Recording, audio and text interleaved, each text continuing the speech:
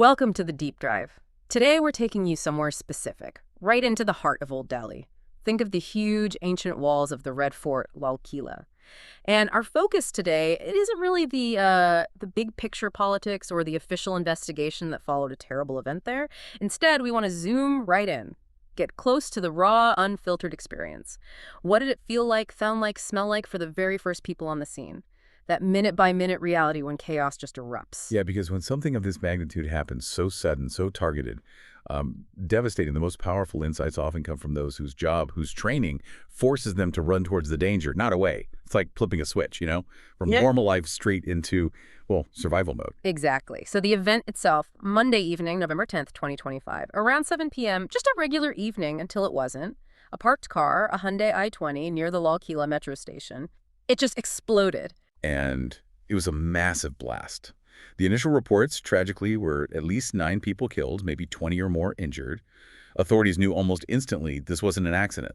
They treated it as a targeted terror strike.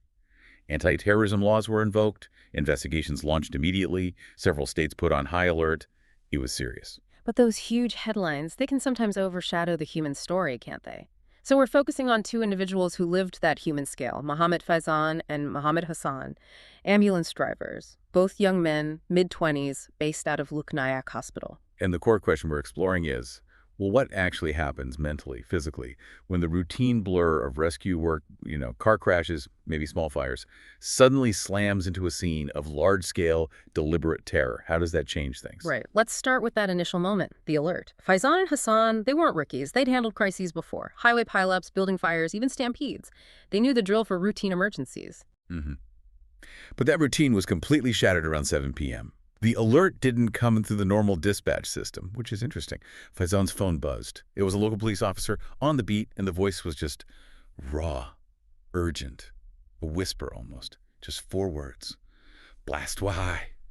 Head to Lal Qila now. That single word, blast. It lands differently than accident, doesn't it? Oh, absolutely. It carries immense weight. And that urgency, it demands an almost unnatural response. You picture that ambulance engine roaring, the siren cutting through the Delhi traffic. But it's more than just speed, isn't it? It's the dawning realization that you're heading into the heart of a targeted attack.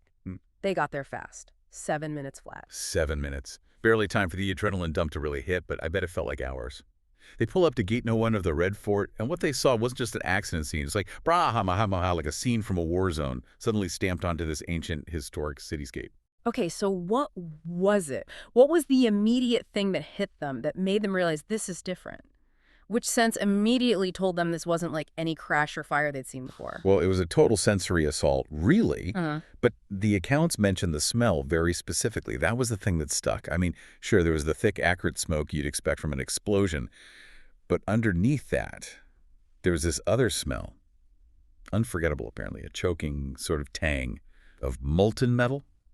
Hot, burning, unforgiving metal. Molten metal. That's not your typical car fire smell. That speaks to intense force, doesn't it? Exactly. Hasan, one of the drivers, he specifically recalled that smell just lingering hours later. Still there in his memory. And you combine that smell with what they were seeing. Cars weren't just damaged, they were flipped over like broken toys, all charred and black and twisted. And amidst all that wreckage, it wasn't just bodies, it was fragments scattered everywhere. So the sheer scale, yes, but also the nature of the destruction. That's what triggered that neurological shift you're saying. Separating it from their professional routine, the intentionality was almost written into the debris itself. I think so, absolutely. A car crash, even a horrific one, it feels like physics gone wrong, an accident. This felt like malice, like an act designed to cause maximum harm. And that hits a first responder immediately. That sensory overload, the smell, the sight, it just rewires the memory. It ensures this night, this event, is burned in with a unique, visceral sharpness. Okay, but they're professionals. Even facing that horror, the training has to kick in, right? So they open the ambulance doors. What happens next? How did they start getting the injured out? What were those first few moments like on the ground? Yeah, that switch from shock to action is always incredible to think about. Almost instantly they saw this grim, spontaneous assembly line forming. Bystanders, people who were just there, pale, obviously in shock themselves, but already scrambling, trying to lift the injured, move the fallen. Ordinary people becoming rescuers in seconds, just desperately trying to get the wounded towards the flashing ambulance lights. That's incredible. That immediate human instinct to help overriding the urge to just run away. But then there's the practical reality, Faizan's ambulance. Yeah. It's built for what, maybe 2 stretchers? And the need was immense. It was completely overwhelming. Faizan talked about the physical strain later. His ambulance, straining under the weight, they loaded at least 5 severely injured people in their mutilated forms, was the description used. And Hassan's ambulance was doing the same. Between the two of them, they ferried maybe 4 or 5 victims each in those first trips. The sheer volume of critical sudden injury, that's what sets it apart from anything routine. So, driving back to the hospital, the ambulance overloaded. The siren probably drowned out by the scene replaying in their heads. Faizan mentioned later this felt different, closer, more sudden than anything they'd experienced. Yeah, it's one thing to respond to a situation. It's another to feel like the blast's immediate raw aftermath has almost touched you. You're not just cleaning up after an accident. You're carrying the direct catastrophic results of a violent explosion. It fundamentally shifts your role, from responder to almost a witness bearing the immediate cost of conflict. And that chaos, it didn't end when they left the Red Fort, did it? The whole operation just shifted location, like Nyack Hospital became the next storm center. Oh, absolutely. The hospital grounds just descended into, well, pandemonium's the only word. Ambulances started queuing up outside the emergency wing, one after another. Like battle-weary soldiers under those harsh floodlights, just unloading this terrible cargo. Police were trying desperately to set up lines, cordon off a corridor just for the triage teams to work. I can just picture the scene. The hospital's normal life trying to function while this mass casualty event is literally spilling onto its doorstep. Exactly. You had ordinary patients arriving for scheduled appointments or people already there seeking help for normal illnesses. They had no clue what was happening out there. Suddenly, they're caught in the middle of this surge of emergency response, people bolting in confusion, trying to get through the gates. It must have been terrifying for them, too. And there's that one detail, that single image that really captures how a terror attack just shatters everything, even unrelated lives. The man trying to get help for his sick wife. Yes, that story is heartbreaking. This poor man, his wife was seriously ill, needed urgent care, completely unrelated to the blast. But he realized, in that chaos, she wasn't going to get seen quickly. So he grabbed a stretcher himself, literally pushed it down the main road, dodging traffic, trying to bypass the gridlock at the emergency entrance just to get his wife inside. Wow. It sums it up, doesn't it? The attack doesn't just harm the direct victims. It fractures the whole system, the social fabric that's supposed to help everyone else in need. And inside the hospital, the staff response was just as intense. Nurses described as darting like shadows, immediately triaging. And the injuries they were seeing confirmed the source.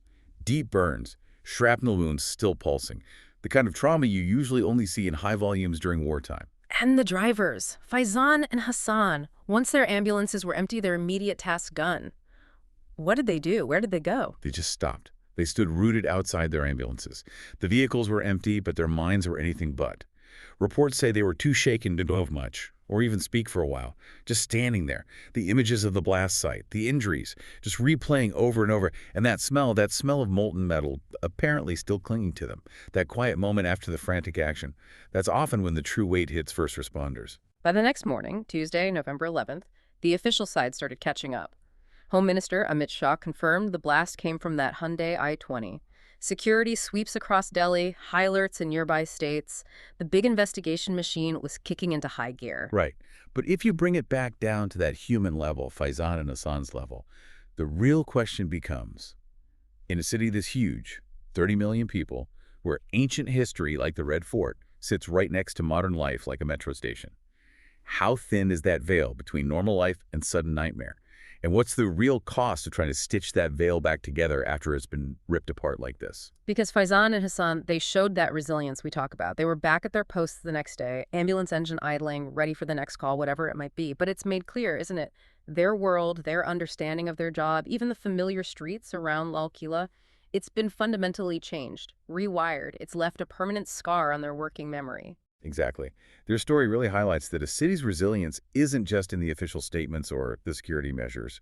It's embodied in the people who have to absorb the absolute worst of human actions and still somehow show up the next day. Yeah.